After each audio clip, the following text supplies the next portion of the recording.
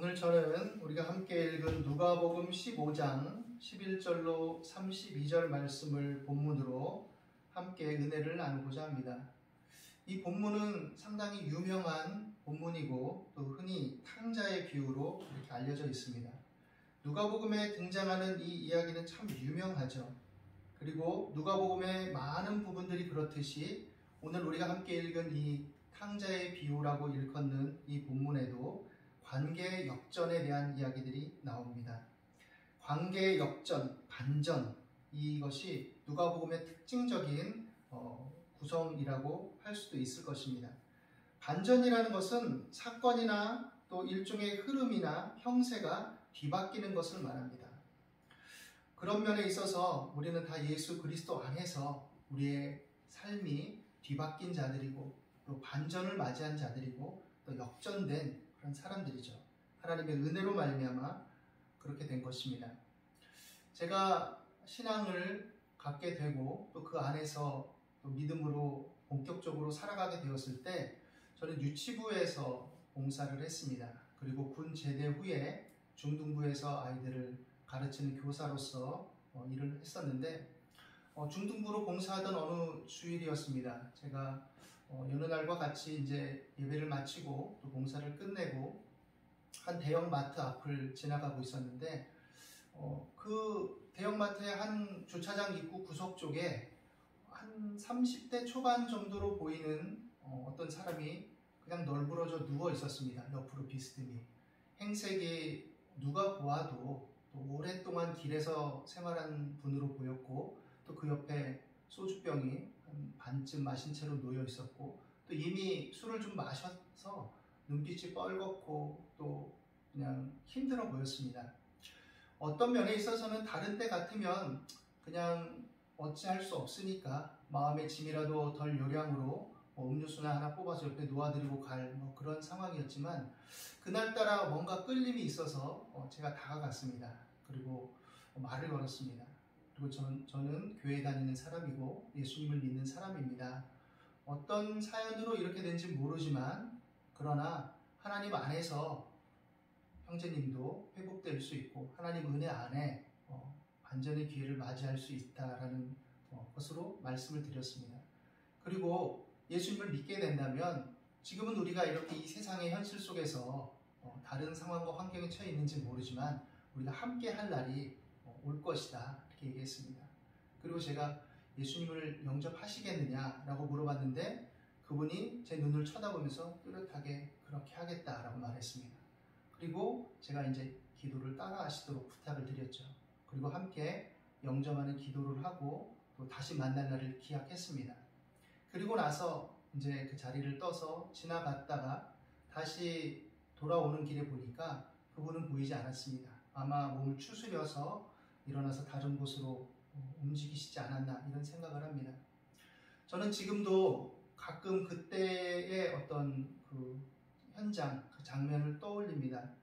사실 우리가 어려움과 힘겨움 또 고통에 처하는 것이 무엇인지 인간 세상에 살면서 조금씩은 맛을 보지만 각 사람의 정도의 차이가 있고 또 때때로는 우리가 비난하고 눈살 찌푸릴 수 있는 사람이나 상황에 처한 분들이 어떻게 됐는지 우리는 다 헤아리지 못하죠. 그러나 중요한 것은 이 모든 것들 가운데 하나님은 침투하시고 역사하시고 일하신다는 사실이죠. 그것은 왜 그러냐? 하나님의 마음에는 우리가 익히 알고 있듯이 들끓는 사랑과 애달픈 자비와 긍휼이 있는 것입니다. 예수님께서도 이 땅에 오셔서 무리들을 보실 때 가졌던 그 마음을 무엇으로 표현하셨냐면 단장의 끊어짐 같은 민망의 여김으로 표현되고 있지만 애끓는 마음, 창자가 끊어질 듯한 연민과 긍휼의 고통으로 표현하신 것을 우리 볼 수 있습니다. 누가복음에는 많은 반전, 역전이 나옵니다. 그래서 허를 찔리고 뒤집어져서 전복되는 이야기들이 곳곳에 있습니다.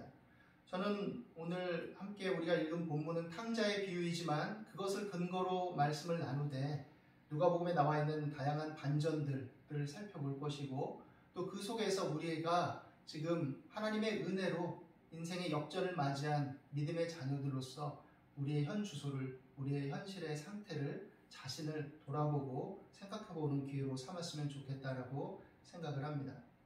첫 번째로는 누가복음 10장의 이야기를 한번 살펴보겠습니다. 누가복음 10장에 보면 선한 사마리아인의 이야기가 나옵니다. 그리고 거기에는 강도 만난 유대인, 강도 만나서 거반 죽게 된 유대인이 등장을 하죠. 그리고 그 유대인을 목격하는 사람들이 등장합니다. 첫 번째로는 어떤 사람이냐? 제사장과 레위인입니다. 제사장은 아론의 후손이고 레위인은 레위의 후손이죠. 둘 다 성전에서 일을 합니다. 하나님의 일을 감당하기 위해서 구별된 자들이었다라고 말할 수 있겠죠. 이들이 예루살렘에서 여리고로 내려가다 강도 만난 이 동족 유대인을 보고 피하여 지나갑니다. 구체적으로 왜 그랬는지에 대해서 써있진 않지만 다양한 추론이 가능하죠. 여러 생각을 할 수 있습니다. 저놈은 하나님이 돌보지 않아서 강도 만나기에 충분했던 놈이야 라고 생각할 수 있을지, 아니면 어떤 종교 윤례상 저 죽은 바와 진배 없는 저 사람을 건드려서는 괜히 여러 가지 복잡한 것만 생긴다, 문제가 생긴다라고 했던지, 아니면 아무도 보지 않으니까 구태여 피곤하고 힘겨운 일에 휘말리고 싶지 않다라고 생각했을 수 있을지도 모르죠. 그런데 유대인들에게 어떻게 보면 이방인과 방불한 취급을 받고 개만도 못한 취급을 받던 한 사마리아인이 여행 중에 그 사람을 목격하게 됩니다. 그런데 그 쓰러져 있는 유대인을 보았을 때 이 사람은 유대인 아니야? 잘됐다. 우리 사마리아인들을 개 취급하던 유대인들인데 하고 지나갈 수도 있었겠죠. 근데 이 사마리아인은 어떻게 했습니까? 가서 돌보아 줍니다. 극진하게 돌보고 상처를 싸매고 또 보호하고, 자기는 이제 나귀에서 내려서 거기에 이 사람을 태우고 여관으로 데리고 갑니다. 자신의 여행에 어떤 시간이 낭비되고 재물이 쓰여지고 또 수고와 불편을 감수해야 되고 여러 가지 어려움들이 초래되죠. 여관 주인에게 잘 좀 돌보아 달라고 간곡하게 얘기합니다. 돈이 더 들면 내가 와서 주겠다, 다시 주겠다라고 말합니다. 내가 이렇게 은혜를 베풀면 큰 대갚음을 받겠지라는 의도로 하는 것이 아닙니다. 순수한 마음이죠. 그 안에 중요한 마음의 요소는 뭐냐? 애끓는 연민입니다. 불쌍히 여기는 겁니다.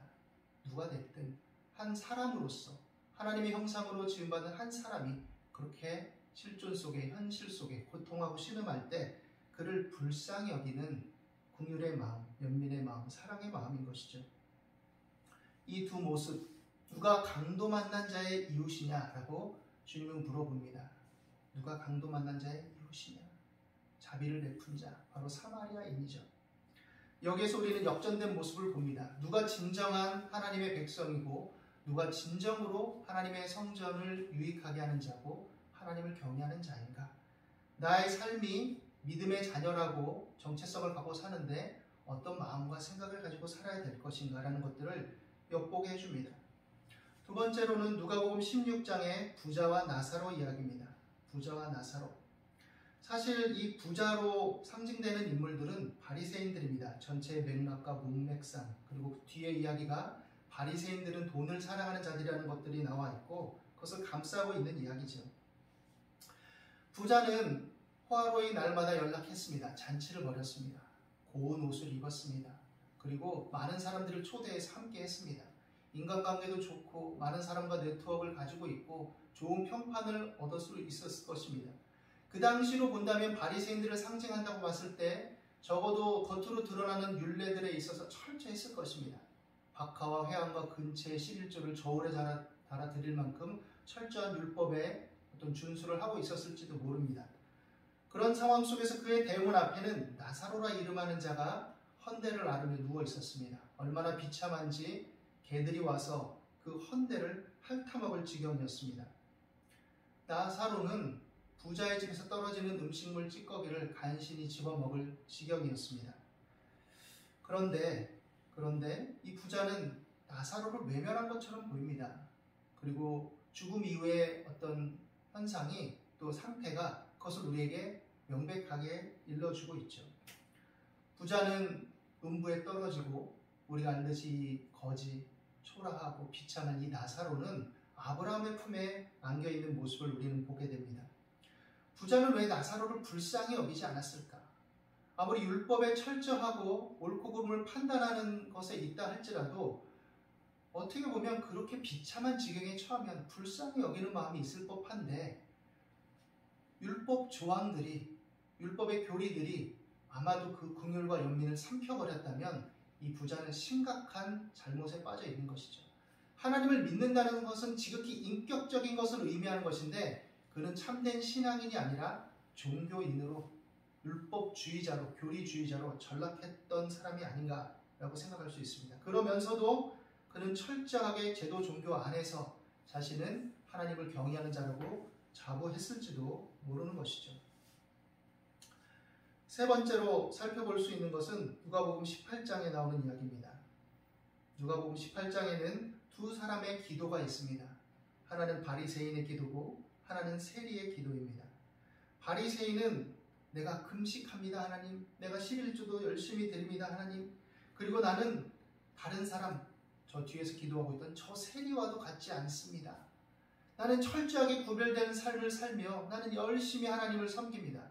오늘날로 말한다면 저는요, 주중 예배도 열심히 드리고 주일 예배도 열심히 가고 헌금도 드리고 11조도 드리고 건축헌금도 드리고 성경헌금도 드립니다. 내가 봉사도 열심히 하고요, 얼마나 잘하는지 모릅니다. 이것을 말하고 있는 것이죠. 제가 이렇게 말하는 것이 그런 것에 철저하고 또 충실한 분을 비난하거나 그것을 낮춰 말하고자 함은 아닙니다. 그거 다 필요합니다. 이것도 저것도 다 필요합니다. 진실한 믿음에서 나오는 공동체를 위한 헌신과 수고, 또 애씀, 복되고 장려할 만한 일입니다. 그러나 본질을 놓치면 그것이 또 다른 자기 의가 되고 자기를 채색해서 오히려 마음의 중심을 희석시키고 또 하나님 보시기에 그릇된 것을 지향하는 그런 마음 상태로 간다면 우리는 돌이켜 봐야 됩니다. 이렇게 기도할 때 세리는 어떻게 기도하고 있었습니까? 세리는 자신의 삶을 볼 때 어떤 경로로 그렇게 됐는지 모르지만 그는 세리로서 민족에게 비난을 받는 사람이었습니다. 그러니 하나님의 자비를 전적으로 의존할 수밖에 없습니다. 그가 어떻게 그렇게 됐는지는 알려주고 있지만 그는 그냥 주님 앞에서 주여 나를 불쌍히 여겨주십시오, 나는 죄인입니다 라고 탄식할 수밖에 없었던 그런 사람이죠. 예수님이 이 두 모습을 대조하면서 뭐라고 말씀하십니까? 세리가 더 의롭다 하심을 받았다라고 말합니다. 바리새인보다 더 의롭다 하심을 받았다. 우리의 눈, 우리의 관점은 겉으로 표면적으로 보았을 때 바리새인을 더 옳게 여기고 더 타당하게 여겼을지도 모릅니다. 우리가 어떤 사람을 평가하고 어떤 사람의 그 스토리를 다 이해한다는 것은 쉬운 게 아니죠. 그러나 주님 안에서 그런 것들은 다 밝히 드러나게 될 것입니다. 그 다음 살펴볼 것은 누가복음 20장 46절에서 21장 6절에 이르는 이야기입니다. 거기에는 어떤 내용이 나오냐면 과부의 가산을 삼키는 서기관이라는 책망의 이야기가 나옵니다. 서기관들은 과부의 가산을 삼키는 자다, 예수님이 책망하신 것이죠. 그리고 가난한 과부의 두렙돈을 연보로 드리는 이야기가 나옵니다. 이 가난한 과부의 두렙돈은 익히 알려진 유명한 이야기죠. 그가 주님이 앉아 계신 연목의 앞에 이렇게 헌금을 드렸는데 딸랑 하고 두 렙돈을 드렸습니다. 그런데 예수님은 제자들에게 이 가난한 과부가 오늘 여기에 헌금 드린 다른 모든 사람들보다도 가장 많이 드렸다라고 얘기합니다. 액수가 많아서입니까? 그렇지 않죠. 전심으로 드린 것이죠. 그리고 긍휼의 시선으로 바라본 겁니다. 그런데 과부의 가산을 삼키는 서기관들이라고 일컬어지는 자들은 이 두 렙돈을 삼키는 자들이라고 말해지는 것입니다. 그 과부를 바라보는 긍휼과 연민을 상실한 성전주의자들, 종교주의자들을 예수님은 지적하고 있는 것이죠. 그 다음에 이어지는 이야기는 그래서 이 아름답고 웅장한 성전이 무너지는 이야기로 연결이 됩니다.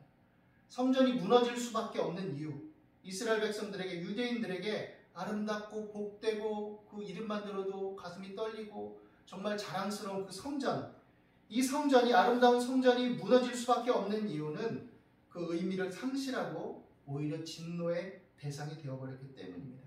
여러 종교 율례와 의식들이 오히려 종교 계급들을 배불리는 현상을 일으키게 되었고, 오히려 정말로 기도하고 정말로 하나님의 은혜가 필요하고 정말로 위로와 사랑이 필요한 이 가난한 과부와 같은 사람들은 긍휼히 여기지 않고 불쌍히 여기지 않고 다가가지 않고 사랑하지 않는 그런 양상들, 이 모든 것들이 문제가 되었던 것이죠.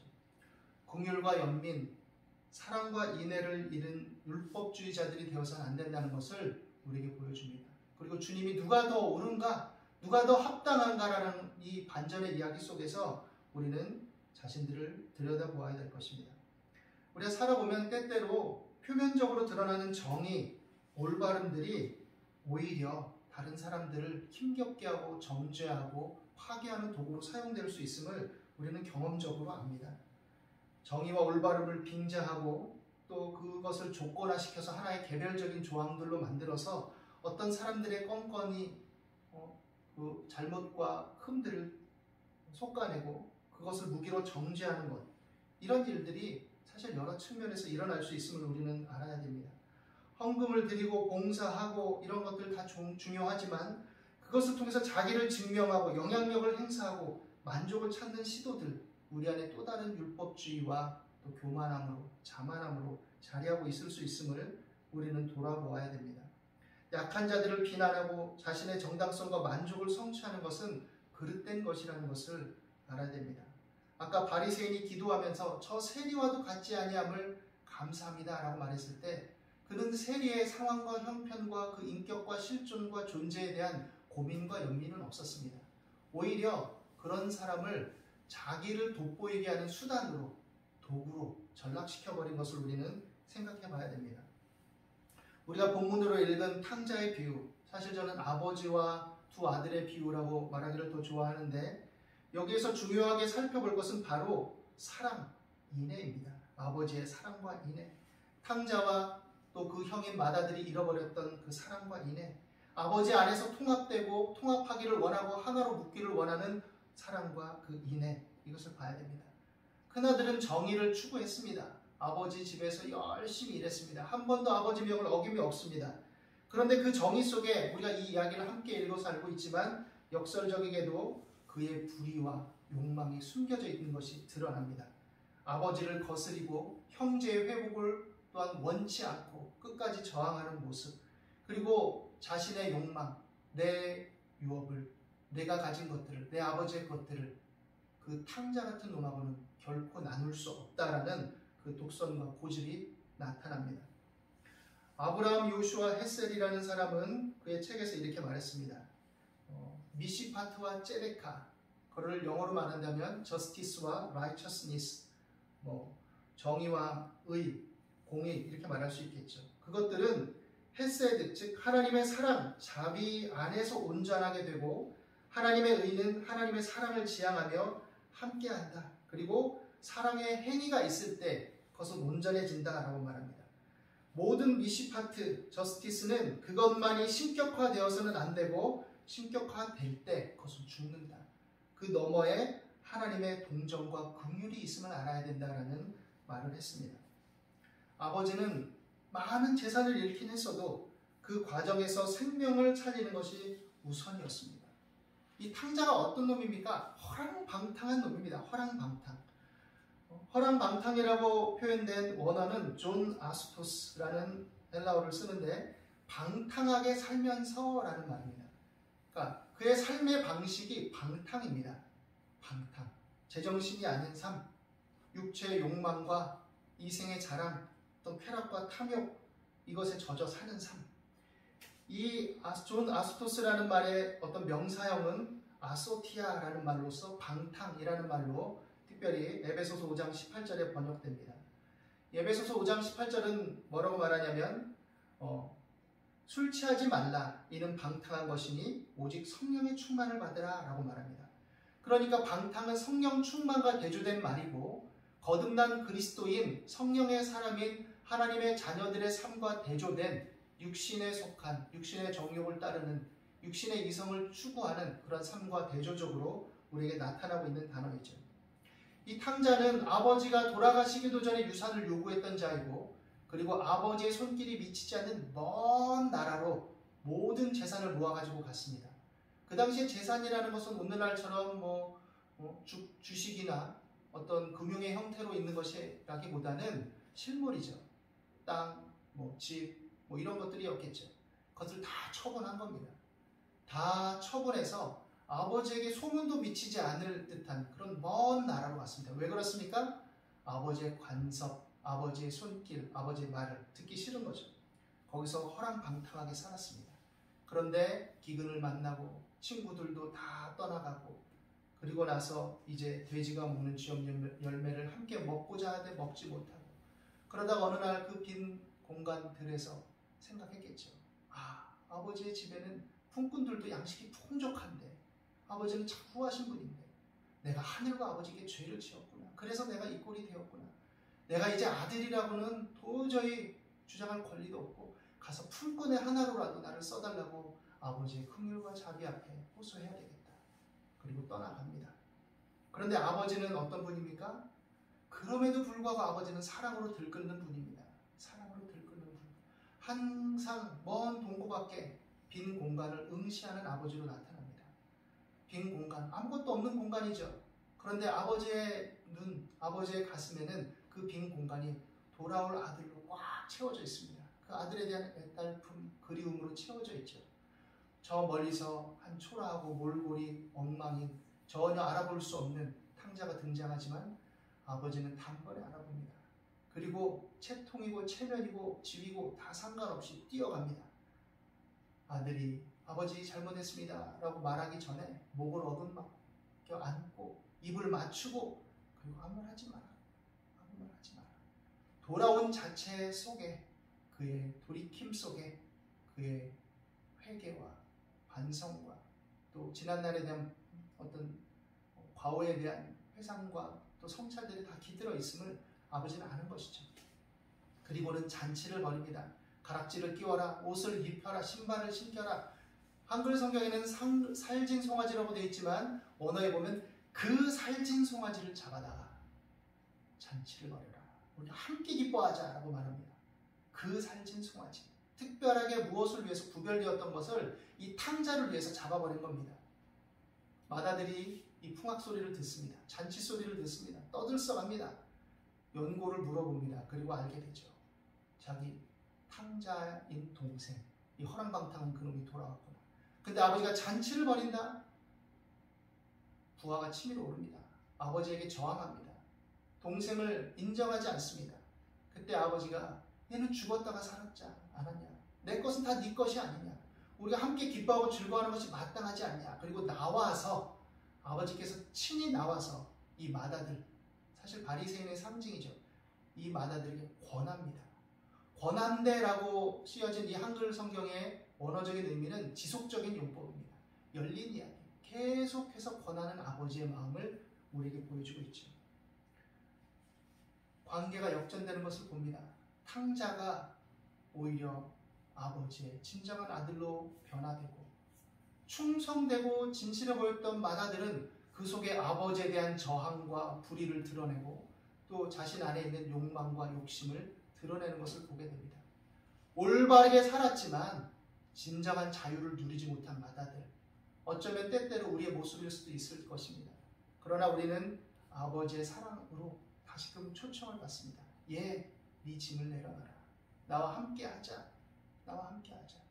내 독생자 예수 그리스도의 핏뿌림 안에서 너의 삶은 변화되었고 자유함을 얻었고 그 은혜를 힘입었으니 그 사랑 안에서 안식해라.